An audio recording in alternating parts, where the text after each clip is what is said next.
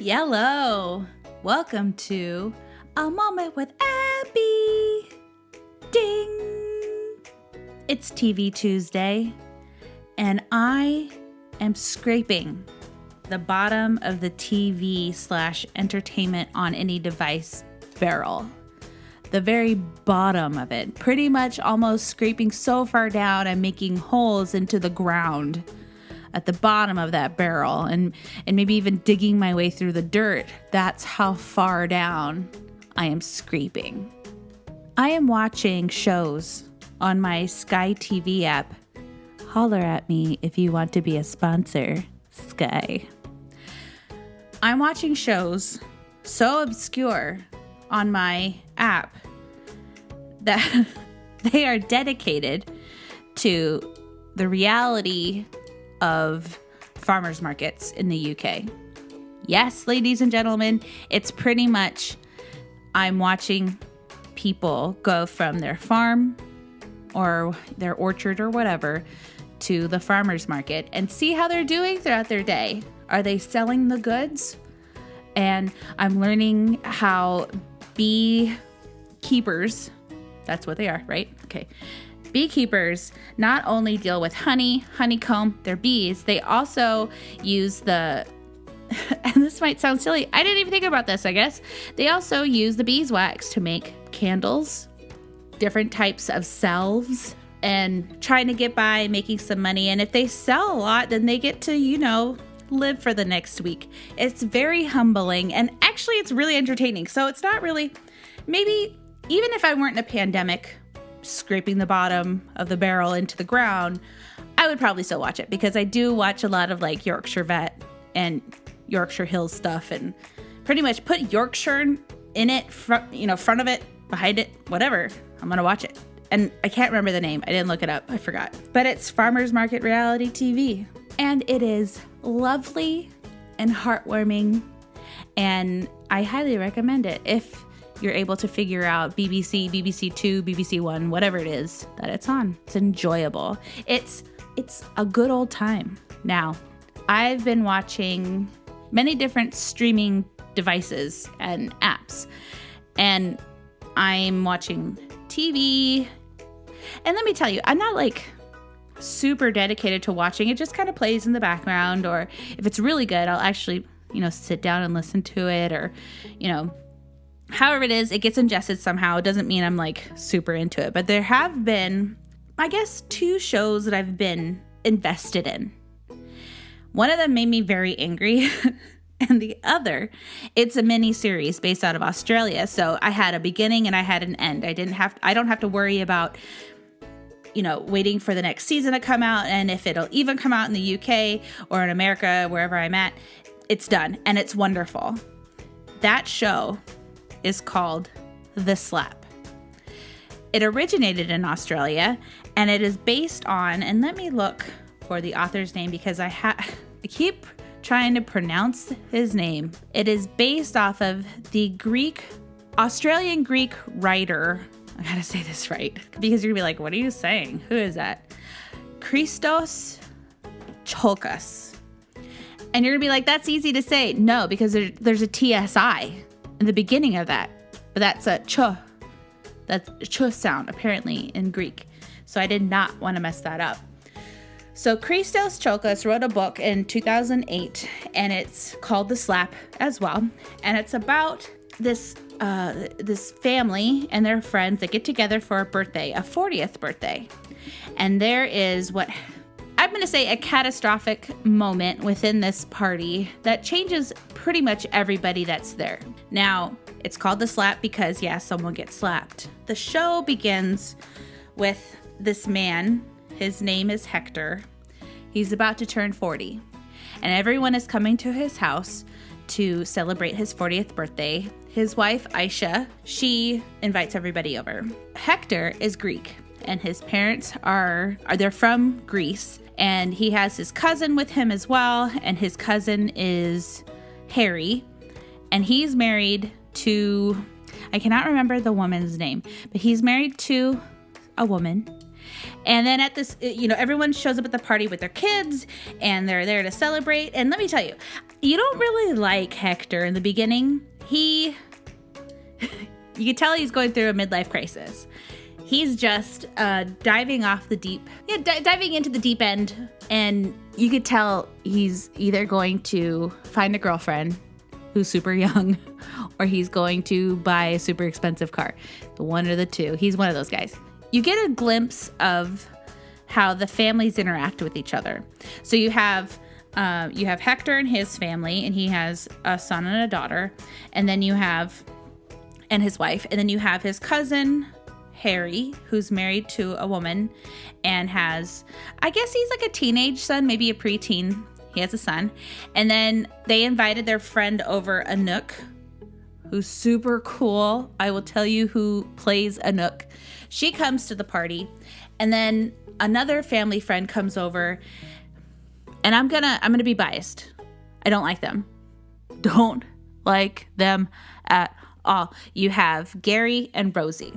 So Hector's wife, Aisha, is best friends with Anouk and Rosie. So Rosie is married to Gary. He's an artist. He's super artsy fartsy, but he drinks a lot. You have all these people that come together, and Hector's parents come over too. And they're a little pushy, but it's kind of expected. You're going to have a family or in-laws that are going to come in and they want to provide food. Let them provide food. But Aisha gets all angry. So at this party, when parents want to have a good time and there's kids involved and then there's alcohol involved, someone's going to get irritated with the kids. Someone, whether it's their own child or someone else's child. Now, if you're a cool person or if you're just a normal, nice human being, you're going to let the parents deal with it. Not my kid, not my problem.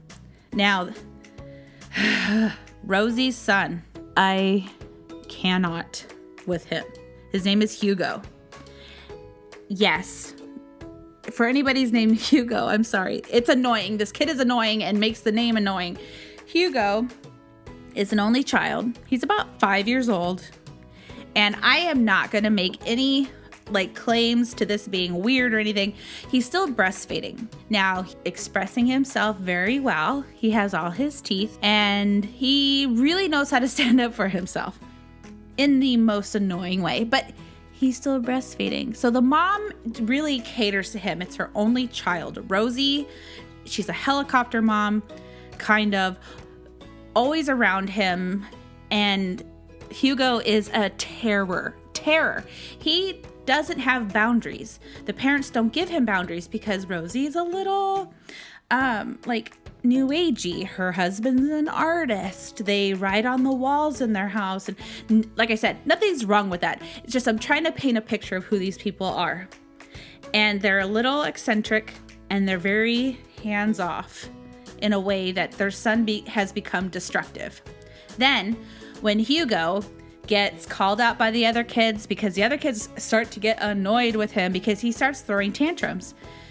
So when he is causing a ruckus and the kids get upset, he cries, storms off, and then all of a sudden he's the victim. And the mom will defend him, be like, he's just a baby. He's the youngest, but he's also the biggest brat in the whole house, right? So all these poor kids have to apologize to the little one because he is the little one. And yes, in my house, I do believe the big ones should never be mean to the little ones. However, don't break their stuff. And this kid was throwing and breaking controls for these really expensive game consoles. He is throwing tantrums because he doesn't want to be out.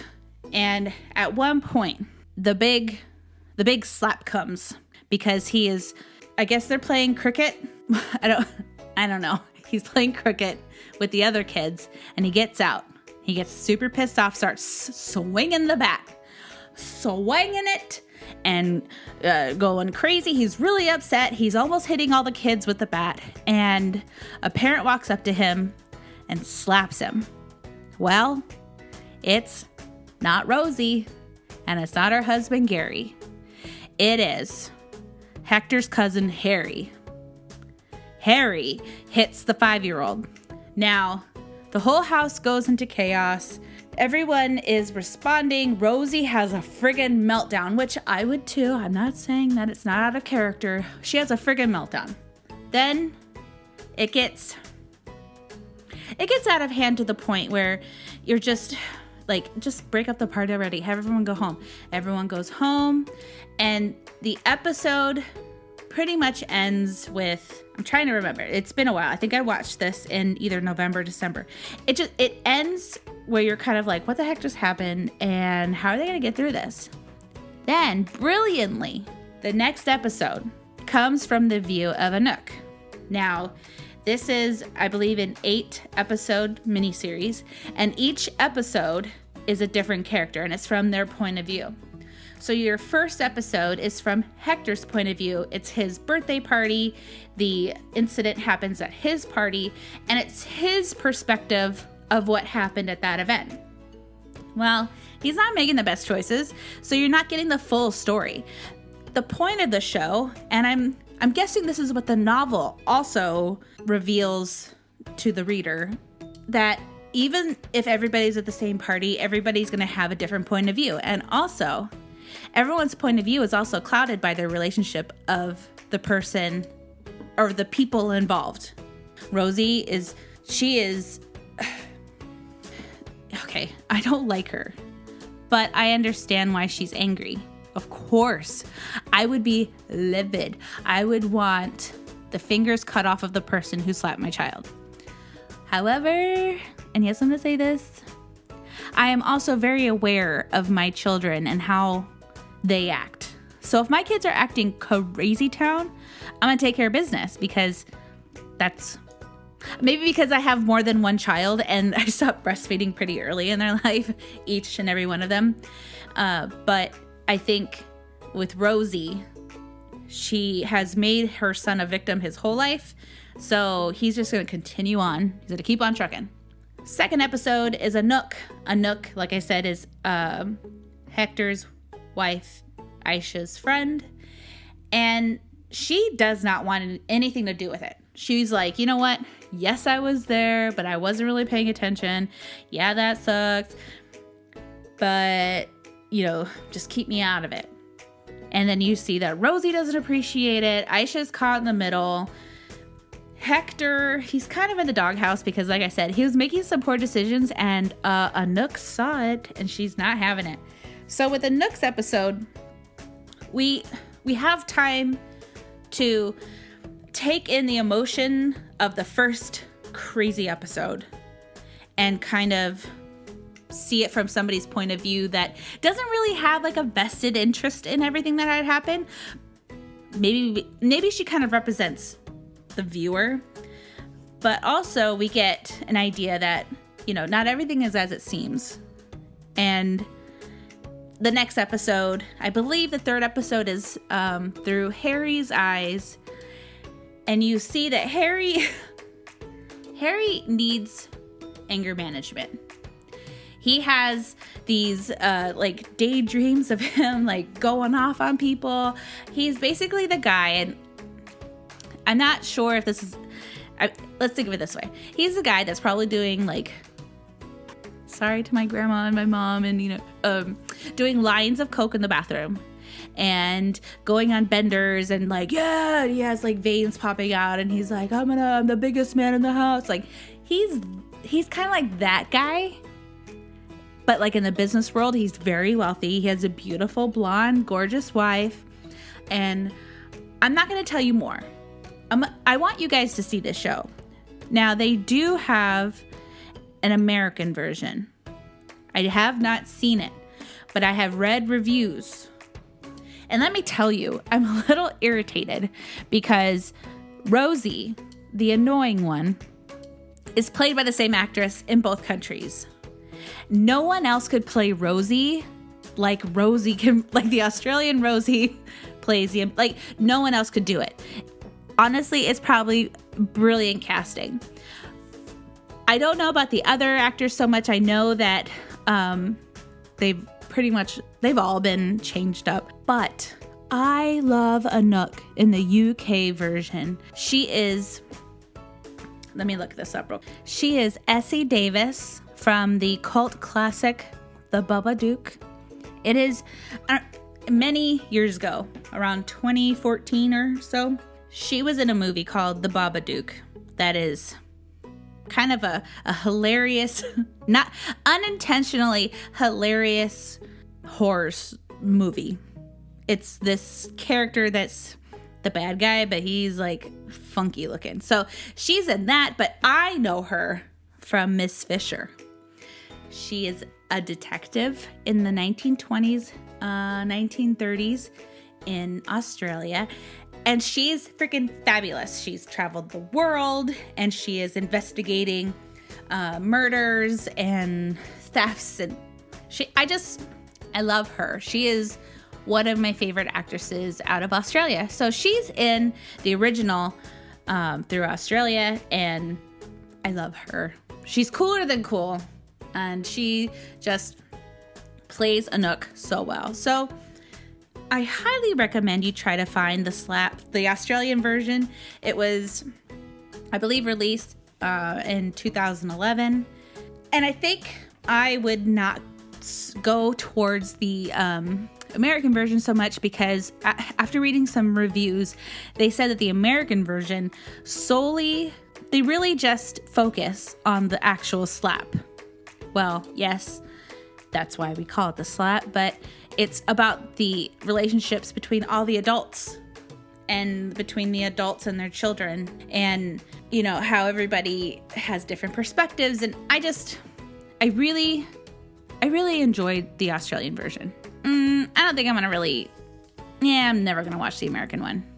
I heard that it's just too, also in the Australian one, we have it where the main character and his cousin, his parents, they're all Greek. And apparently, and I don't know this, I'm not Australian in any way, there is a lot of anti-Greek sentiment kind of laced throughout their culture.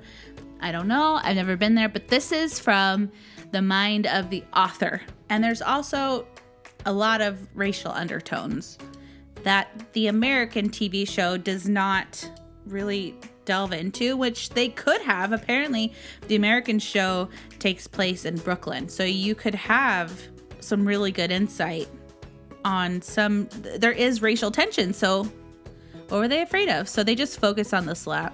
Take it for what you want. Watch the American one if you want, because God bless America. Maybe that's why I'll watch it. But also, I think watching the slap, the Australian version, you're gonna get more of an emotional payout from it.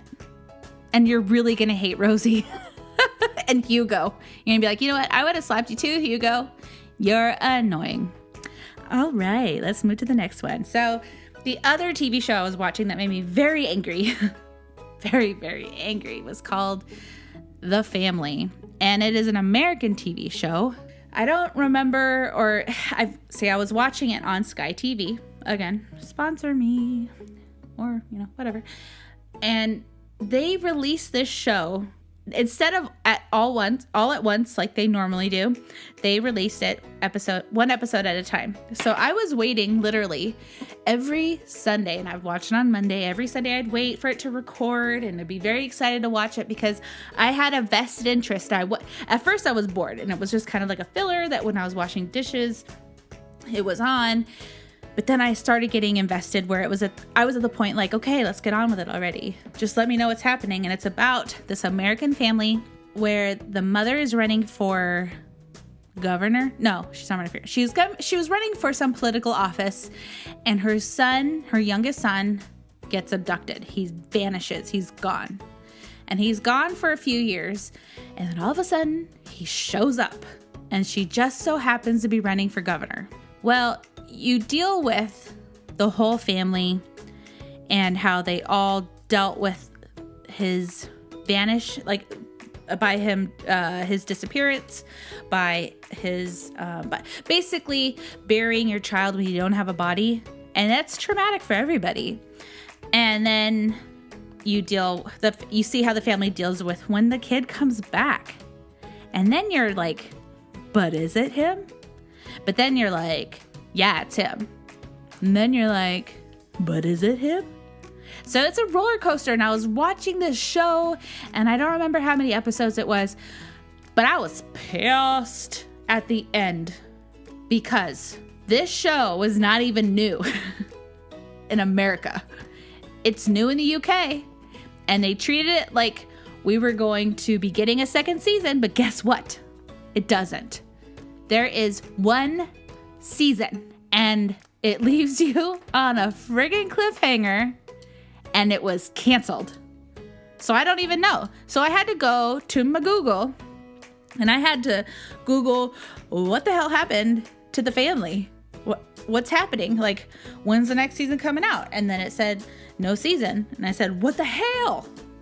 So I looked for all the different articles, and apparently I found one. Well, no, I found one, not apparently. I found one, and it said, the writer, these are, like, through the writer, these are what her ideas were for the show, for the ending. And she was really sad she couldn't finish it, blah, blah, blah. So now I'm like, all right, I'm just going to make up my own ending? Like, so it was canceled. I guess they had a huge cancel party over at whatever network they were at. They wanted to save some money and, I don't know, bring in some fresh shows. I don't know.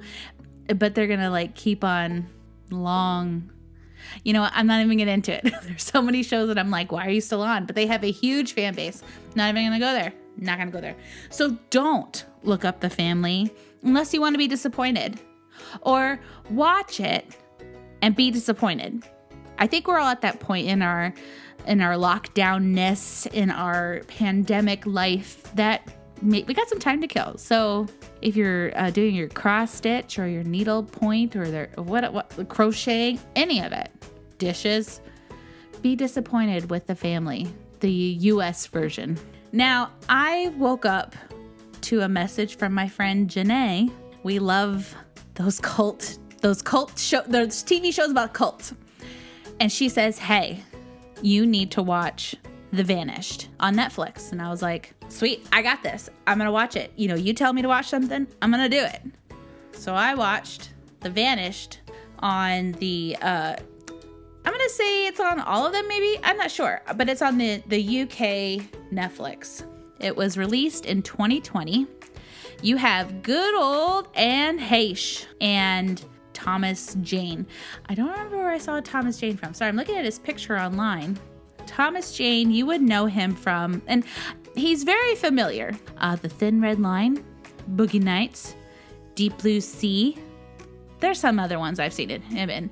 Let me see. Still looking. Oh, Hung. Duh. Okay, he's from Hung, the TV series. You would know him if you looked up his picture. Thomas Jane, and he's a very good actor. How far he's fallen. We all knew Anne Heche was already down there hanging out. But she's hanging down there. And also Mr. Jason Patrick, he looked very familiar. And I was like, he looks like someone I know. Turns out I do know him. He's from one of my favorite movies, The Lost Boys. One of the creepiest, most wonderful movies, Lost Boys. He's also in not my most favorite, Speed 2. And he's also in Sleepers. Didn't really enjoy that. I mean, I think it was good. I don't remember. It was so many years ago. 96? Yeah, I'm looking at that right now. 96. You have 3 actors. You're like, oh, who needed a paycheck? I will not confirm nor deny if I think that this show is ridiculous. All right. There's lots of twists and turns in this. And you're like, oh, yeah. It's okay. Let me give you the synopsis of what this movie is about. It's the story of a husband and wife that will stop at nothing to find their missing daughter who disappeared on a family camping trip. When the police don't catch any leads, the duo take over. And boy, do they take over. You're like, where the hell did this little girl go? And they're like, they suspect everybody at the campsite. They're looking all over town. This is not blowing any plot lines. They murder people. They murder. And you're like, damn, they really love their daughter. I love my children too. It was a lot. And my friend Jenny goes, I'm at point, I think it was the time sticker was like 1 hour and 20 minutes in. And she was like, what the hell? So when I get to that point, I'm like, yeah, what the hell? What is going on here? And how is this considered normal, a normal response? So when you get to about, I think it's about 1 hour and 20 minutes in, you're gonna be like, what the hell? Who are these people? What is going on? Why am I so confused? And then at the end, you're gonna be like, damn, all right. And then you can share with your friends and your family what you thought about it. Let me know what you thought of it, because I wasn't expecting that. It was a very, and let me tell you, okay, so I think this was pitched to Anne Heche as her comeback movie. She's like, hell yeah. Sorry, I'm saying hell a lot.